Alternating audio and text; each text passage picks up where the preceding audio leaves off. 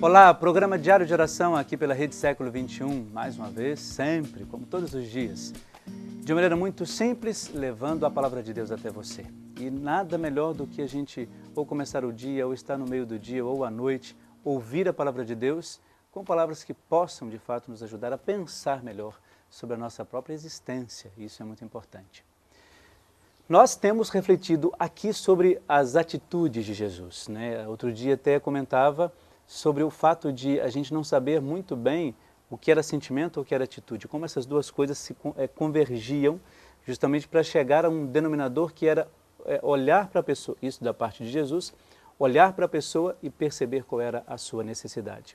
E hoje uma coisa que para mim é muito importante na vida de Jesus e que ele deixou, e eu procuro refletir muito sobre isso nos retiros, nas homilias, era a intensidade com que Jesus fazia as coisas, com que ele falava as coisas e a intensidade com que ele se relacionava com as pessoas.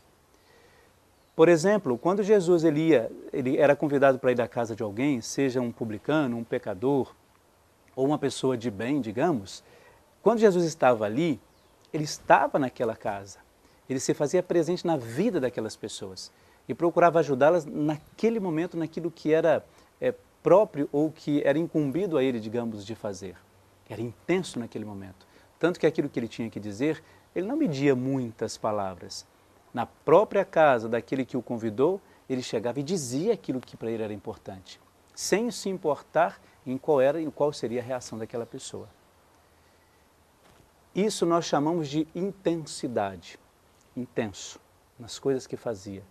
Quando ele ia curar alguém, ele estava com aquela pessoa e mostrava àquela pessoa que o mundo era muito maior do que aquele que ela estava vivendo.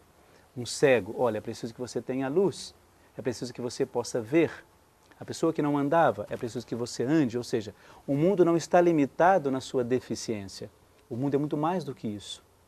Por mais que hoje nós tenhamos essa compreensão de que a pessoa ela se supera e com qualquer deficiência ela pode mover mundos, Jesus tinha essa ideia, usava esta questão da enfermidade para dizer, olha, existem outros mundos aí. É a mesma coisa quando nós compreendemos que as pessoas, em qualquer situação de deficiência, elas superam a sua própria limitação. Então, por isso Jesus era intenso, estava de fato com todas as pessoas.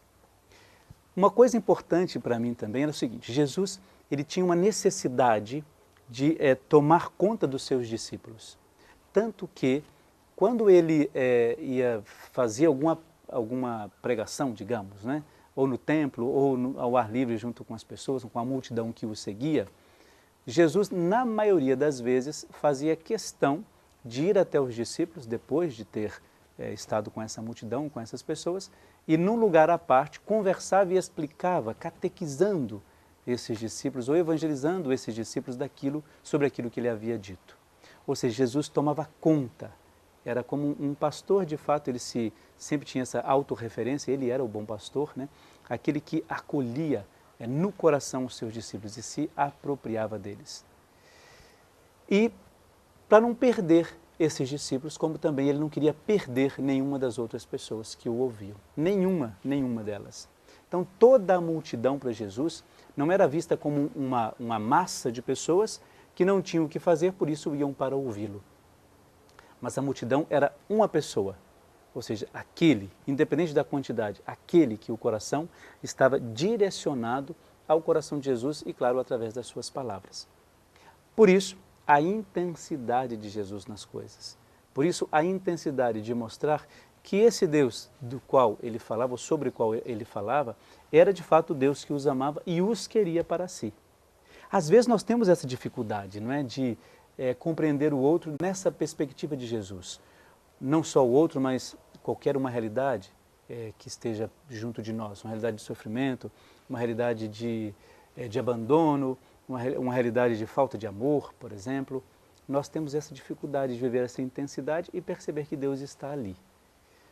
Não que Deus seja o sofrimento, ou não que Deus queira que eu procure o sofrimento. É claro que não, a gente já falou sobre isso aqui várias vezes. Deus não quer e não exige que a gente busque o sofrimento, mas Ele diz que é uma possibilidade. E na circunstância da nossa vida, vindo esse sofrimento, é o que a gente entende aqui. É entender que Jesus ele tinha essa possibilidade de ser intenso e de estar comigo, estar com a pessoa, estar com a multidão naquele momento. É por isso que eu ouso dizer aquilo que você já sabe, Jesus não desiste da gente, em nenhum momento. Não há uma desistência da parte dele em relação a cada um de nós.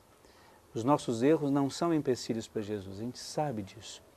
Não quer dizer com isso que eu posso ficar chafurdado na lama lá, com todos os meus defeitos e que não preciso de mudança. É claro que eu preciso de mudança. Eu estou dizendo que isso não vai ser empecilho para Jesus se eu resolvo mudar. Eu posso ter tido uma vida terrível, um traste, mas se eu resolvo mudar, isso não vai ser empecilho para que Jesus faça a sua graça acontecer em mim. Pense bastante nisso, melhor, pensemos bastante nisso. Fique agora então com mais um momento de oração e uma bênção muito especial para você e para toda a sua família.